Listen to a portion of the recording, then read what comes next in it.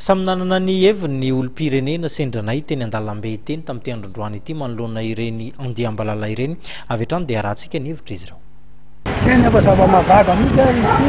tena jereko angana teo vao niteny radio dia mivoaka zay mijery dia teny atao zany tsy haiko izy ity madaminazy akeny efa mivavaka amin'Andriamanitra andeha soa zay izy ity Andriamanitra sa andehanao ahoana zay no teneniko zao efa apetraka am-pelantagnan'Andriamanitra ty fa raha tsara hitako raha ohatry fambaralona fahitako ty madamo satria tanàna talofan'iny tsy zavatra tsara loatra satria betsaka zavatra sy mbaton'io ia ny valala ataoko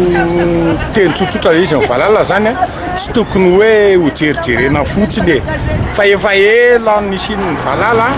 fa zao fanoroa ndrainga many tao anatin'ny fitondrana telo mifanaraka fa ity ndray mitoraka ity toa ohatrany diso be loatra kosa ndray olona ka sao dia mba variana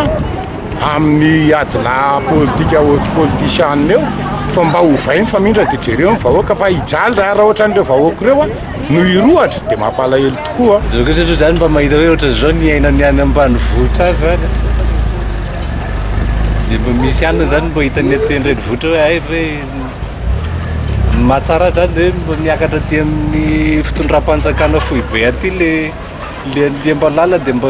hiezaka ny fitondram-panjakana hamono azy ity.